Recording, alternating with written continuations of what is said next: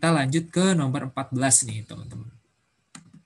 Nomor 14 sama Yura, boleh tolong dibacakan nomor 14? Baik, Dok. Terima Oke, terima kasih ya. Untuk soal nomor 14, yang ditanya adalah diagnosisnya. Seorang laki-laki berusia 25 tahun datang ke poli dengan keluhan nyeri pada daerah skrotum. Ia mengaku sekitar 2 minggu sebelumnya mengalami gondongan. Pada pemeriksaan fisik didapatkan skrotum kiri bengkak, hiperemis, frentes positif, transluminasi negatif, dan falsafat tesnya negatif. Oke, ini kira-kira jawabannya apa nih teman-teman? Ini juga khas banget ya. Kata kuncinya adalah dia skrotumnya bengkak yang kiri, tapi kemudian frentesnya negatif. Frentes itu berarti ketika skrotumnya diangkat, frentes dia membaik keluhan nyerinya. Ingat aja friend itu apa ya? Friend itu teman misalkan.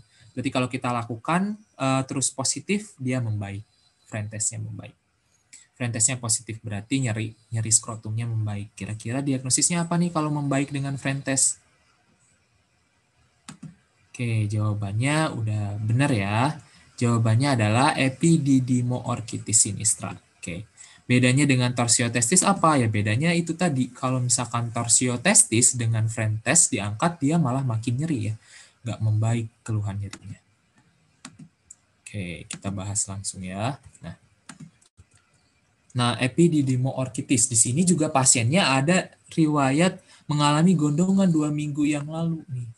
Karena etiologinya adalah virus paramoxivirus ya biasanya yang menyebabkan gondongan tadi, sehingga dia bisa menyebabkan komplikasinya berupa epididymoorchitis. Gampang banget, khas banget skenario-nya ya.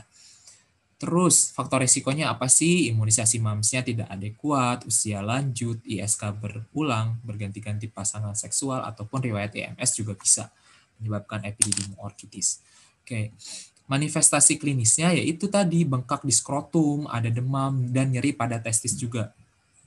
Nah, hasil pemeriksaan fisik khasnya adalah frentesnya positif, jadi ketika skrotumnya diangkat, nyerinya bakalan berkurang.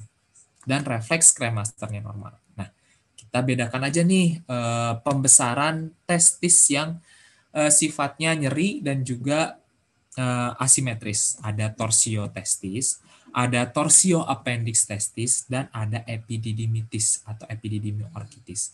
Nah, di antara ketiga ini yang sifatnya emergensi adalah torsio testis. Apa sih bedanya torsio testis dan torsio appendix testis? Kalau torsio testis itu benar-benar testisnya yang terpelintir. Testisnya yang terpelintir sehingga nanti gambaran testisnya akan ada yang lebih tinggi. Yang lebih tinggi ini membentuk bell claver deformity. Jadi salah satu letak testisnya itu akan berletak membujur secara horizontal. Nah, beda cerita kalau torsio appendix testis. Kalau torsio appendix testis itu cuman ductus mullerinnya aja di testis yang terpuntir, bukan keseluruhan testisnya. Nah, biasanya ada tandanya ada blue dot sign. Nah, kalau blue dot sign itu torsio appendix testis. Ini bukan kasus yang emergensi. Kalau torsio testis kasus yang emergensi ya. Nah, terus ada pemeriksaan Fensanya sama-sama negatif nih. Kalau misalkan pemeriksaan Fensannya positif, ada pembengkakan testis, kita diagnosisnya ke arah epididymitis. Jadi bisa membedakan ya antara torsio testis, torsio appendix testis, dan epididymitis. Kalau epididymitis khas banget di skenario, pasti dikasih keterangan Fensannya positif, refleks kremasternya positif. Kalau torsio appendix testis pasti ada ciri khasnya yaitu blue dot sign. Kalau misalkan torsio testis pasti nyerinya nyeri hebat dengan tanda testisnya bell claver deformity. Jadi si testisnya yang salah satu terletak lebih tinggi dan membujur secara horizontal. Nah, oke. Jadi ini jawabannya epididymoorchitis sinistra.